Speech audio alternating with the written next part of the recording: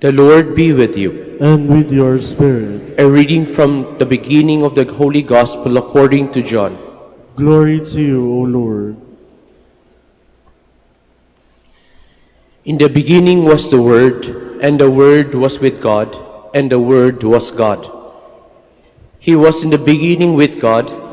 All things came to be through him, and without him nothing came to be. What came to be through him was life, and this life was the light of the human race.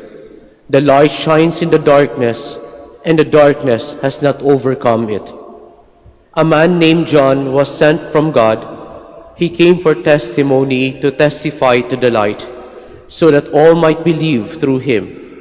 He was not the light, but came to testify to the light. The true light which enlightens everyone was coming into the world. He was in the world, and the world came to be through him, but the world did not know him. He came to what was his own, but his own people did not accept him. But to those who did accept him, he gave power to become children of God, to those who believe in his name, who were born not by natural generation, nor by human choice, nor by man's decision, but of God. And the Word became flesh and made his dwelling among us, and we saw his glory, the glory as of the Father's only begotten Son, full of grace and truth.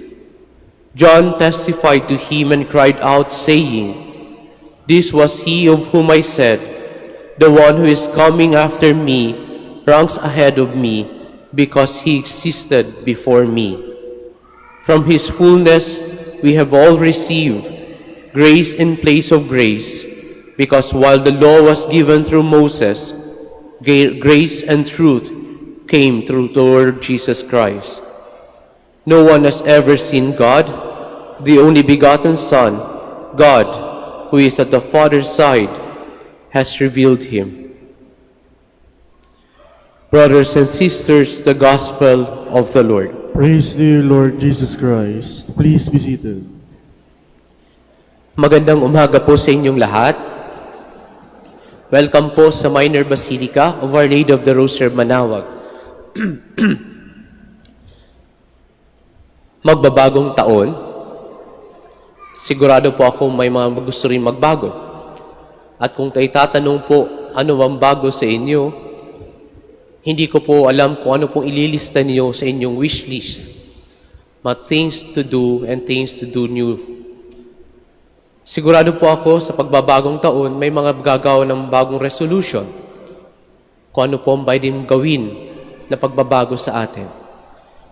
Madali po ang pagbabago kapag physical, yung nais nating magbago. External baga. Kung gusto natin ng bagong buhok, bagong hairstyle pala, depende. Madali pong gawin yun. Yung long hair, pwede maging short hair. Yung short hair, pwede maging kalbo. Depende. Pwede natin sabihin bagong damit. Madali po yan. Bibiling din tayo sa gusto nating brand. Pwede namang bagong ngipin. Pwede ba yun? Pustiso po. Bago din naman yun. Madali po ang pagbabago kapag external. Kung appearance lang naman ang pag-uusapan. Pero alam natin, pagdating sa resolutions, madalas hindi lang external ang gusto nating bago. Meron din tayong pagbabago na nais natin na something very internal to us. Gusto natin bumait.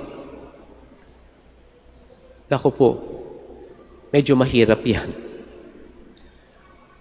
Ayaw na natin magmura. Naku po, sa ilan, very challenging yan. Ayaw ko na maging chismosa o chismoso. Naku po, napakahirap niyan sapagkat napakahirap kontrolin ng dila. Gusto ko na pong sa bagong taon ay wala nang kaaway. Naku, mahirap din po yan. Sapagkat kung minsan may mga ugali tayo na hindi natin alam, ay napapaaway tayo. Nagiging mahirap po kapag internal yung pagbabago. Kaya nga siguro po, naalala ko bigla yung isang kwentong barbero na may isang mama, gusto niyang magkaroon ng something new sa New Year. Pumunta po siya sa isang plastic surgeon. Ang sabi niya, Dok, ano bang pwedeng gawin mo sa akin para magbago naman ako?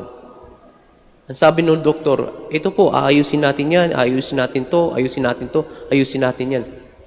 Ang sabi niya, magkano naman po yan, Dok? Sabi niya, mga 100,000. Ay, naku, napakamahal naman po niyan. Wala bang mas mura? O sige po, ito na lang, ito na lang. Ayusin natin, ito ayusin natin. Sabi niya, magkano naman po yan? Siguro mga 50,000 na lang. Ay, napakamahal pa rin po yan, Dok. Wala ba yung mas mura? Sabi niya, ito na lang po, ito na lang. Ayusin natin to. Ito. Sabi niya, magkano naman po yan? Siguro mga 10,000 po. Ay, napakamahal pa din, Dok Wala bang mas mura yung magmumukha akong bata? Ang sabi ng doktor, teka lang po sir madali lang po. Pagbukas ng drawer, nagbigay ng tsupon. Yan po, 20 pesos, magmumukhang bata ka niyan. Madalas po ganun po yung gusto nating pagbabago, yung hindi mag-e-effort, hindi mapapagastos. Kaya nga po, napakahirap magbago when it is something very internal to us. Kaya nga siguro mga kapatid, yung reading natin for today is about redirection, refocusing our mindset to the very beginning. At ano po yun? That the Word was with God and the Word was God. And that Word dwell among us. Anong ibig sabihin po nito para sa atin? Because the Word became flesh and became one of us, we are being assured na pag may gusto tayong magbago internally in our life, kakayanin natin. Bakit po? Ang sabi kasi dito, sinasabi rin ni San Juan, that He gave the power to become children of God to each of one who accept it. At hindi lang yun. He gave us the grace. He is the source of all grace. Kaya nga, para sa ating pong gustong magbago talaga, do not be disheartened because we have received the grace to change. We have received the grace to be strengthened, to be changed. We have received the grace to be new. Huwag po tayong matatakot sa anumang pagbabago internally sa atin. Huwag natin pong sabihin na hindi ko kaya ito. Mahirap magbago sapagkat hindi ko kayang gawin to. Huwag po nating sasabihin hindi natin kaya. Because we know that we have enough grace to do it. Hindi po tayo nag-iisa sa kagustuhan na magbago. Hindi tayo nag-iisa pag ginugusto natin maging mas mabait. Hindi tayo nag-iisa pag ginugusto po natin na maging mas mabait. Kaya nga siguro mga kapatid, sa ating pagpapatuloy ng misa, let us recognize that grace that we have received from the Lord. Let us recognize the strength that we have received from the Lord. Let us recognize the Lord is among us so that we can have the courage to change the things that we need to change. May mga bagay po na kailangan nating baguhin sapagkat walang perpekto sa atin. In fact, mga kapatid, there will be times na kapag gusto natin magbago, kung minsan doon pa rin tayo paulit-ulit na bumabagsak, kung ano yung gusto natin baguhin, yun ang paulit-ulit na kung saan tayo nagkakamali.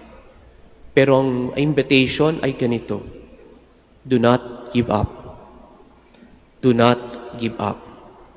Ang sabi nga po, ito po isang napaka-paborito ko na mantra. As long as God is not giving up on us, let us not give up on ourselves. Hanggat hindi sumusuko ang Diyos sa atin, huwag tayong susuko sa mga sarili natin.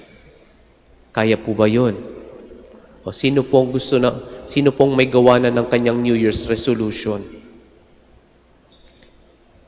Wala na pong tumataas ng kamay. Napagod na rin siguro. Alam niyo po, totoo yun. Nung bata kami, gumagawa kami ng listahan ng gusto namin magbago.